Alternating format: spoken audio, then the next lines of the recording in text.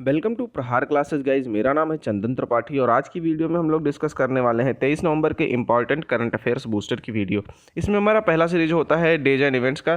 23 नवंबर को कोई important day नहीं है, इस वजह से 21 नवंबर का एक इंपॉर्टेंट डे विश्व टेलीविजन दिवस हम लोग डिस्कस करने वाले हैं। विश्व टेलीविजन दिवस 21 नवंबर को मनाया जाता है। यह 1996 में संयुक्त राष्ट्र संघ ने इसकी जो है घोषणा की थी, क्योंकि 1996 में ही जो पहला भी टेलीविज़न फोरम आयोजित हुआ था वो इसी दिन यानी 21 नवंबर के दिन आयोजित हुआ था। भू टेलीविज़न के संचार और प्रभाव की और पहुंच को बढ़ाने के लिए यह दिवस मनाया जाता है। दूसरा हमारा न्यूज़ होता है नेशनल अफेयर्स का। इसमें अनुराग सिंह ठाकुर जी ने कुछ प्रोग्राम्स लॉन्च किए हैं, उनके बारे में हम लोग डिस्कस करने वाले हैं, जैसे 53 आवर्स चैलेंज ये लॉन्च करने वाले हैं। अनुराग सिंह ठाकुर कौन है? केंद्रीय सूचना और प्रसारण मंत्री, साथ ही साथ युवा कार्य और एवं खेल मंत्री भी ये हैं। इन्होंने 75 क्रिएटिव माइंड्स एक प्रोग्राम चल रहा है, उसके तहत 53 आवर्स चैलेंज का उद्घाटन किया है। 75 क्रिएटिव माइंड्स फॉर टुमारो के विजेताओं को चुनौती देगी। वे अपने आइडिया ऑफ इंडिया एट 100 पर 53 घंटों में एक लघु फिल्म का निर्माण करेंगे। यह राष्ट्रीय फिल्म विकास निगम NDFC के द्वारा संचालित किया जाएगा, यानी जो 53 आवर्स चैलेंज है उसमें वो 53 आवर्स में एक लघु फिल्म का निर्माण करेंगे जो NDFC द्वारा संचालित किया जाएगा। इसके बाद डिफेंस से हमारा न्यूज़ है IAF विरासत केंद्र को मिला। PEC से वायुयान जो है कानपुर 1। PEC क्या है? Punjab engineering college. और IAF यानी इंडियन एयरफोर्स का विरासत केंद्र कहाँ पर बनाया जा रहा है? ये एक चंडीगढ़ में बनाया जा रहा है। वहाँ पर एक कानपुर 1 नाम से एक विंटेज प्रोटोटाइप विमान को इनको मिला हुआ है। यह जो दुर्लभ सिंगल इंजन वाला विमान है 1958 में दिवंगत air vice chancellor Harjinder Singh द्वारा डिजाइन और निर्मित किया गया था, जो पंजाब इलेक्ट्रिक इंजीनियरिंग कॉलेज में चंडीगढ़ में अभी तक था। अब ये जो है वो विरासत केंद्र में चला जाएगा जो चंडीगढ़ में ही है। इसके बाद दूसरा हमारा इसमें न्यूज़ है दक्षिण एशिया के सबसे बड़े फिल्म मार्केट फिल्म बाजार का उद्घाटन हुआ है। कहाँ पर हुआ है? गोवा में हुआ है, जो अभी IFFI चल रहा है ना, उसमें इसका उद्घाटन किया गया है केंद्रीय मंत्री अनुराग सिंह के द्वारा। ये आप लोग याद रखिएगा। वही 53वां IFFI यानी भारतीय अंतर्राष्ट्रीय फिल्म महोत्सव के में इसका उद्घाटन किया गया है और राष्ट्रीय फिल्म विकास निगम NFDC द्वारा इसे बनाया और आयोजित किया गया है। इसका आयोजन जो है 2007 से किया जा रहा है IFFI का, ये भी आप लोग याद रखिएगा। डिफेंस में अगली न्यूज़ है दक्षिण पश्चिमी कमान ने एकीकृत अग्नि शक्ति अभ्यास का आयोजन किया है। 21 नवंबर को ये आयोजन हुआ था। किस नाम से हुआ है? शत्रुनाश नाम से ये आयोजन किया जा रहा है। इसमें जो है ज़मीनी और हवाई युद्धाभ्यास दोनों शामिल हैं। इसको एकीकृत करके यह लॉन्च किया जा रहा है, ऐसे अपने सेना की जो है स्किल्स को बढ़ाया जा रहा है। तीसरा न्यूज़ हमारा होता है इंटरनेशनल अफेयर्स यानी इंडिया एंड वर्ल्ड का। इसमें भारत और ऑस्ट्रेलिया के बीच मुक्त व्यापार समझौता यानी फ्री ट्रेड एग्रीमेंट के लिए मंजूरी हुई है। इसमें क्या होगा? लगभग 6000 से अधिक जो प्रोडक्ट हैं वो ऑस्ट्रेलियन मार्केट में निर्यात हो सकेंगे बिना किसी टैक्स के। ये बड़ी अच्छी न्यूज़ है, ये आप लोग याद रखिएगा। इसमें से कुछ प्रमुख हैं, जैसे कपड़ा, चमड़ा, फर्नीचर, आभूषण और मशीनरी इत्यादि इसमें प्रमुख कैटेगरी के जो है वो वस्तुएं हैं। इसमें अगला न्यूज़ हमारा होता है बैंकिंग अफेयर्स यानी बिजनेस से। इसमें महिंद्रा मनुलाइफ म्यूचुअल फंड ने लॉन्च किया है स्मॉल कैप स्कीम। इसमें क्या होगा? स्मॉल कैप स्कीम जो है एक ओपन एंडेड इक्विटी फंड है जो मुख्य रूप से स्मॉल कैप शेयरों में निवेश करता है। ये भी आप लोग याद रखिएगा। इसके बाद इस योजना को S&P BSE 2050 small cap total return index के खिलाफ बेंचमार्क के लिए प्रयोग किया जाएगा। योजना के फंड मैनेजर कौन है? अभिनव खंडेलवाल और मनीष लोढ़ा होंगे इसके जो है वो फंड मैनेजर। अगला हमारा इसी में न्यूज़ है साइंस एंड टेक्नोलॉजी से ही। PSLV करेगा पिक्सल के हाइपर स्पेक्ट्रल इमेजिंग उपग्रह को लॉन्च। स्पेस टेक स्टार्टअप जो है पिक्सल को करेगा 26 नवंबर यानी 26 नवंबर को श्रीहरिकोटा स्पेस पोर्ट से इसरो के polar satellite launch vehicle PSLV पर अपना तीसरा हाइपर स्पेक्ट्रल उपग्रह आनंद को लॉन्च करेगा। इस उपग्रह का क्या नाम है? आनंद नाम है, ये भी आप लोग याद रखिएगा। आनंद एक क्या है? हाइपर स्पेक्ट्रल माइक्रो सैटेलाइट है जिसका वजन 15 किलोग्राम से कम है, लेकिन इसका तरंग दैर्ध्य जो है यानी ये कितनी दूर तक पहुंच बना पाएगा वो 150 से अधिक है। 150 एक यूनिट होता है उसमें। इसके साथ यह जानना जरूरी है कि पिक्सल ने अप्रैल 2022 में वाणिज्यिक उपग्रह शकुंतला को लॉन्च करने वाली पहली भारतीय कंपनी बन गई थी। ये भी याद रखिएगा। पहली स्वदेशी भारतीय स्पेस कंपनी कौन सी है, ये आप लोग बताइए। इसको आधा सा से ही शुरू होता है, ये आप लोग कमेंट सेक्शन में बताइए, हमने कई बार डिस्कस किया हुआ है इसको। अगला हमारा न्यूज होता है समिट्स एंड कॉन्फ्रेंसेस का। इसमें ई गवर्नेंस पर 25वीं राष्ट्रीय सम्मेलन का उद्घाटन हुआ है। इसको उद्घाटन जो किया है वो जितेंद्र सिंह ने किया है। कहाँ पर ये ई गवर्नेंस समिट हो रहा है, ये जम्मू कश्मीर में हो रहा है राष्ट्रीय सम्मेलन। इसके साथ ही यह जानना जरूरी है कि ई गवर्नेंस के लिए राष्ट्रीय पुरस्कार भी इस योजना में शामिल है, जो 5 श्रेणियों में दिया जा रहा है। और इस सम्मेलन की जो थीम है वो है bringing citizens, industries and government closer. इसके बाद अगला हमारा इसी में सीरीज है memorandum of understanding and agreement से सिंपली लर्न ने एचआर कार्यक्रम शुरू करने के लिए आईआईटी रुड़की के साथ समझौता किया। एचआर मतलब ह्यूमन रिसोर्स कार्यक्रम शुरू किया है। सिंपली लर्न कौन है? ऑनलाइन स्किल डेवलपमेंट प्लेटफॉर्म है जो HR analytics unlocking human capital पर एक कार्यक्रम आईआईटी रुड़की के साथ साझेदारी में लॉन्च कर रहा है। ये आप लोग याद रखिएगा। और इस पाठ्यक्रम का जो अवधि होगा वो 6 महीने होगा। 6 महीने में ये पाठ्यक्रम खत्म हो जाएगा और जो भी करने वाले हैं उनको डिग्रियां मिल जाएंगी। अगला हमारा न्यूज है फेमस व्यक्तियों में, जिनमें ऑरेंज रसना के संस्थापक आरेज पिसोज शाह खम्बाटा का निधन हो गया, जो आपके स्क्रीन पर शो हो रहे हैं। ये रसना हम लोग जो पीते थे उसके संस्थापक हैं। 85 वर्ष की उम्र में इनका निधन हो गया है। इनको बहुत से क्षेत्रों में योगदान के लिए जाना जाता है, जैसे वे वापिज यानी पारसी ईरानी पारसी ईरानी जॉर्थोस्टिक के विश्व गठबंधन के पूर्व अध्यक्ष और अहमदाबाद पारसी पंचायत के पूर्व अध्यक्ष भी थे। वह federation of Parsi Zoroastrian Anjumans of India के उपाध्यक्ष भी रह चुके हैं, जोरोएस्ट्रियंस। इसके बाद अपॉइंटमेंट्स की सीरीज में देखेंगे तो सीआईपीएम के सदस्य चुने गए हैं प्रोफेसर वेणुगोपाल अंचता।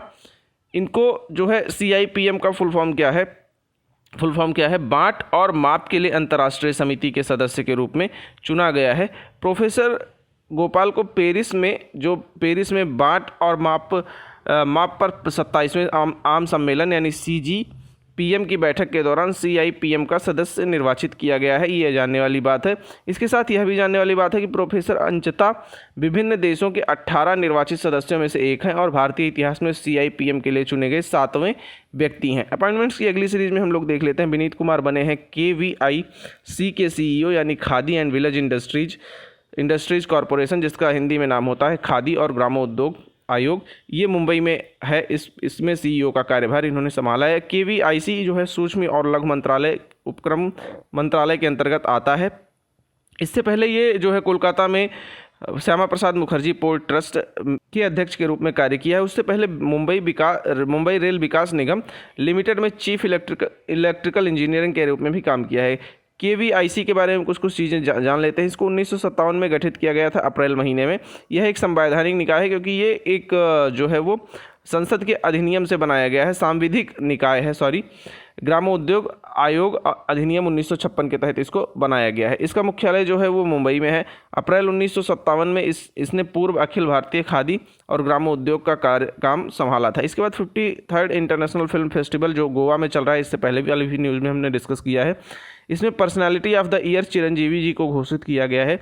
ये भारतीय एक्टर हैं, ये आप लोग जानते ही होंगे। इसके बाद अगला हमारा न्यूज़ होता है अपॉइंटमेंट्स की सीरीज से। टोकायेव ने जीता है, जो ये टोकायेव आपके स्क्रीन पर हो रहे हैं। इन्होंने कजाकिस्तान के राष्ट्रपति का चुनाव जीता है दूसरे टर्म के लिए, और इस बार इन्होंने 81.31% वोट हासिल किया है। कजाकिस्तान के बारे में कुछ चीज़ें जान लेते हैं। कजाकिस्तान एक मध्य एशियाई देश है जो पूर्व सोवियत गणराज्य का हिस्सा था। इसकी राजधानी अस्थाना है। मुद्रा जो है कजाकिस्तानी तेंगे है। प्रधानमंत्री यहाँ के कौन है? अली खान इस्माइलोव। अगला हमारा सीरीज होता है स्पोर्ट्स से। इसमें सेबेस्टियन वेट्टल जो आपके स्क्रीन पर शो हो रहे हैं, सेबेस्टियन वेट्टल ने किया है फार्मूला 1 रेसिंग से संन्यास ले लिया इन्होंने। ये अपना जो है last match Abu Dhabi grand prix में खेल रहे थे, जिसमें इनको 10वां स्थान हासिल हुआ था। कौन सी कंपनी के तहत ये खेलते थे? रेड बुल के तहत ये सेबेस्टियन जी खेलते थे। 2010 से और 2013 के बीच उन्होंने 4 फार्मूला 1 वर्ल्ड चैंपियनशिप जीता था। इससे पहले यह भी जानना जरूरी है कि रेसिंग से पहले वेट्टल को उनके साथी प्रतियोगियों ने गार्ड ऑफ ऑनर का सम्मान भी दिया। अगला हमारा न्यूज है एन जगदीशरन ने विजय हजारे इवेंट में लगातार 5 शतकों के साथ बनाया है। बनाया है रिकॉर्ड। एन जगदीशरन जो है चेन्नई की टीम से खेलते हैं, आपके स्क्रीन पर शो हो रहे हैं। इन्होंने हर रिकॉर्ड तोड़ा है और किसी भारतीय द्वारा बनाया गया यह पहला रिकॉर्ड है। एन जगदीशरन ने बेंगलुरु में एम चिन्नास्वामी स्टेडियम में अरुणाचल प्रदेश के खिलाफ विजय हजारे ट्रॉफी में 6 राउंड के ग्रुप स्टेज मैच में 77 गेंदों पर 100 रन की पारी खेली थी। वह हजारे ट्रॉफी में दोहरा शतक लगाने वाले छठे बल्लेबाज भी हैं, यह भी जानने वाली बात है। विजय हजारे ट्रॉफी के बारे में जान लेते हैं। इसकी शुरुआत 2002-2003 में की गई थी। यह एक सीमित ओवरों में क्रिकेट घरेलू प्रतियोगिता है जिसमें रणजी ट्रॉफी से राज्य की टीमें शामिल होती हैं। इसका जो शुरुआत किया गया था 20वीं सदी के महान क्रिकेटर विजय हजारे के नाम पर किया गया था और इसी के नाम पर इस ट्रॉफी का नाम भी रख दिया गया था। वर्तमान चैंपियन कौन है? हिमाचल प्रदेश, पहला खिताब इन्होंने जीता है अपना। इसके साथ ही सर्वाधिक रन किसने बनाया है? यशपाल सिंह ने बनाया है 3193 रन। टीमों की संख्या 38 होती है। पहला संस्करण 2002-2003 में लॉन्च किया गया था, हमने देखा ही था। सबसे सफल टीम कौन है? तमिलनाडु है सबसे सफल टीम, 5 खिताब इन्होंने जीता है। अगला हमारा न्यूज़ होता है स्टेट अफेयर से। असम सरकार ने शुरू की है नई पर्यटन नीति। इसके तहत क्या होगा? असम को पर्यटन स्थल के रूप में जो है विकसित किया जाएगा। साथ ही साथ वहाँ के लोकल्स को स्किल दिया जाएगा ताकि वो उस अपॉर्चुनिटी में जॉब ढूंढ सकें। ये भी आप लोग याद रखिएगा। इसके बाद अगला न्यूज़ है मणिपुर संघाई उत्सव शुरू किया गया 21 नवंबर 2022 को। इसमें केंद्रीय पर्यटन मंत्री जी किशन रेड्डी ने इसकी शुरुआत की है। कहाँ पर की है? बिष्णुपुर जिले के संघाई एथनिक पार्क और मोइरांग खूनों में मणिपुर संघाई उत्सव का आयोजन हुआ है। 30 नवंबर तक राज्य के 6 जिलों में 13 स्थानों पर 10 दिनों तक यह महोत्सव चलने वाला है। ये भी आप लोग याद रखिएगा। 2 कॉफ़ी टेबल बुक्स, मणिपुर संघाई फेस्टिवल 2022 और Manipur today special edition on Shanghai festival का भी विमोचन इसी महोत्सव के दौरान किया गया। अगला हमारा न्यूज़ है हिमाचल प्रदेश से। दलाई लामा को मिला है गांधी मंडेला पुरस्कार। किसने दिया? हिमाचल प्रदेश के राज्यपाल राजेंद्र विश्वनाथ आर्लेकर द्वारा दिया गया है। कहाँ पर? धर्मशाला के मैकलोडगंज के थेक चेन चोएलिंग में इनको ये पुरस्कार दिया गया। गांधी मंडेला फाउंडेशन द्वारा यह पुरस्कार दिया जाता है, एक अंतर्राष्ट्रीय पुरस्कार है। और इनको जो है ना, दलाई लामा जी को एक तिब्बती आध्यात्मिक गुरु हैं। इनको 1989 में नोबल शांति पुरस्कार से भी सम्मानित किया गया है, यह भी याद रखिएगा। अगला हमारा न्यूज़ है उत्तर प्रदेश से। तमिलनाडु के छात्रों का पहला बैच प्रयागराज पहुंचा है। प्रयागराज में विभिन्न स्थानों पर ये घूमेंगे। काशी तमिल संगम के तहत इनका विजिट हुआ है प्रयागराज में। संगम जो है 16 दिसंबर 2022 तक जारी रहेगा, 1 महीने तक चलने वाला ये है। हम लोग बार बार इसको डिस्कस कर रहे हैं। उत्तर प्रदेश में नए नल कनेक्शन देने में शाहजहांपुर अव्वल है। नए नल कनेक्शन देने में जो है वो शाहजहां अव्वल है।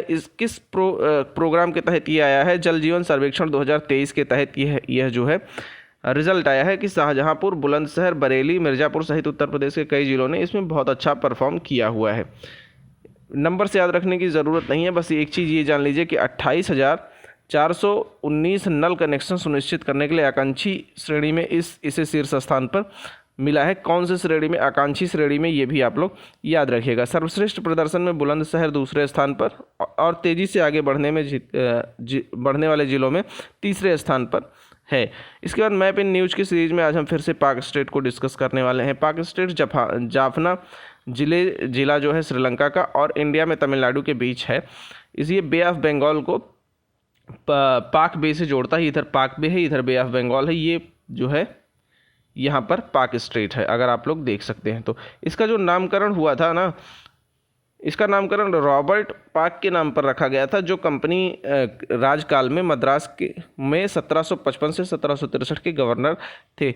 एक चीज़ और जानने वाली बात है कि इसमें तमिलनाडु की जो वैगई नदी है वो पाक जलडमरू मध्य में ही जाकर गिरती है। तो दोस्तों इस वीडियो में इतना ही। होप आपको वीडियो छोटी और इन्फॉर्मेटिव लगी हो। अगर ऐसा है तो वीडियो को लाइक कीजिए, चैनल को सब्सक्राइब कीजिए और अपने दोस्तों के साथ शेयर करना ना भूलें। Thank you very much.